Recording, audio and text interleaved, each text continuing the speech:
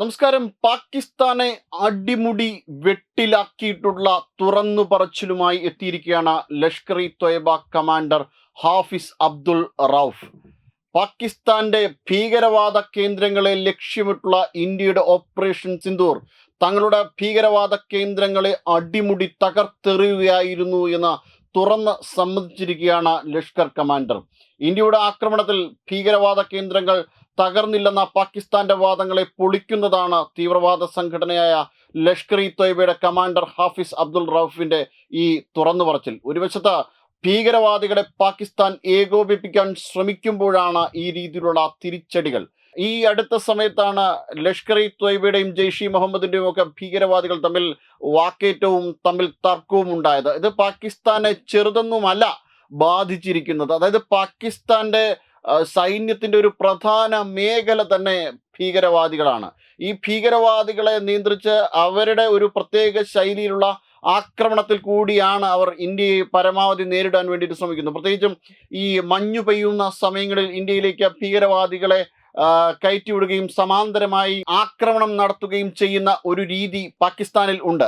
ഈ ഒരു രീതി അവലംബിച്ചാണ് ഈ ഒരു തണുപ്പ് ഉള്ള ഈ സമയങ്ങളിൽ, മഞ്ഞുവീഴ്ചയുള്ള സമയങ്ങളിൽ ഇന്ത്യക്കെതിരെ ആക്രമണങ്ങൾ നടത്തിയിരുന്ന. അല്ലാത്ത സമയങ്ങളിലും ഈ ഭീകരവാദികളെ പരമാവധി പാകിസ്ഥാൻ സൈന്യം ഉപയോഗിച്ചിരുന്നു. അവരുടെ ഏറ്റവും പ്രധാനപ്പെട്ട ആർമിയുടെ തന്നെ, നമുക്ക് ഇവിടെ ആസാം റൈഫിൾസ് എന്നൊക്കെ പറയും പോലെ, മദ്രാസ് റെജിമെന്റ് എന്നൊക്കെ പറയും പോലെ, അവരുടെ ആർമിയുടെ, പാകിസ്ഥാൻ ആർമിയുടെ ഒരു യൂണിറ്റ് തന്നെയാണ് ഈ ഭീകരവാദികൾ, എണ്ണമറ്റ ഭീകരവാദ സംഘടനകൾ. ഈ ഭീകരവാദ സംഘടനകൾക്ക് പലപ്പോഴും പല ഇസ്ലാമിക രാജ്യങ്ങളിൽ നിന്നും വലിയ പിന്തുണയാണ് ലഭിക്കുന്നത്. പ്രത്യേകിച്ചും തുർക്കി പോലുള്ള രാജ്യങ്ങൾ ഇവർക്ക് വലിയ രീതിയിൽ ഫണ്ട് ചെയ്യുന്നുണ്ട്. അങ്ങനെ ആ ഒരു തരത്തിൽ വളരെ സുരക്ഷിതവും സമ്പന്നവുമാണ് ഇത്തരത്തിലുള്ള ഭീകരവാദികൾ. അതോടൊപ്പം തന്നെ പാകിസ്ഥാൻ സൈന്യത്തിൻ്റെയും സഹായം ഇവർക്ക് ലഭ്യമാകുന്നു എന്നുള്ള വിവരങ്ങളുണ്ട്. പക്ഷെ ഇതൊക്കെയും ഇപ്പോൾ തുറന്ന് സമ്മതിച്ചിരിക്കുകയാണ് ലഷ്കർ കമാൻഡർ.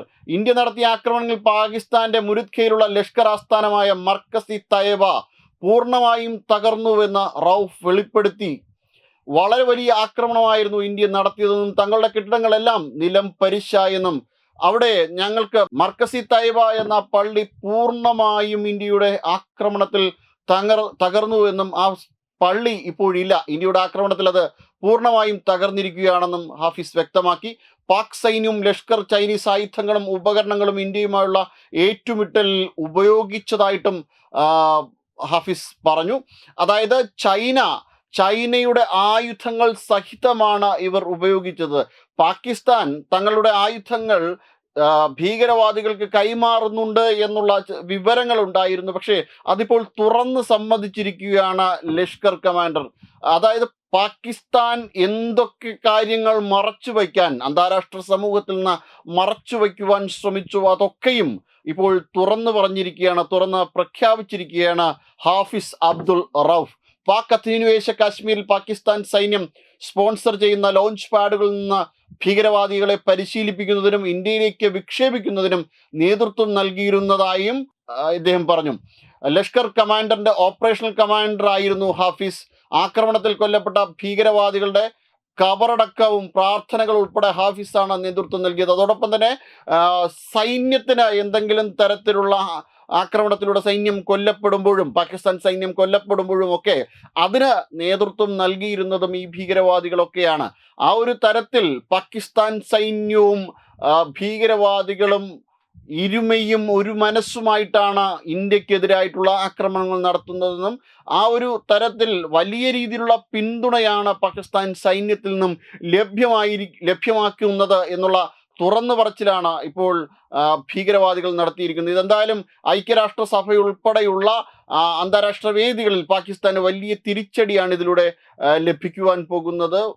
വലിയ രീതിയിലുള്ള ബുദ്ധിമുട്ടുകൾ, വലിയ പ്രത്യാഘാതങ്ങൾ പാകിസ്ഥാൻ ഇതുമായി ബന്ധപ്പെട്ട് ഉണ്ടാകും എന്ന ഉറപ്പാണ്.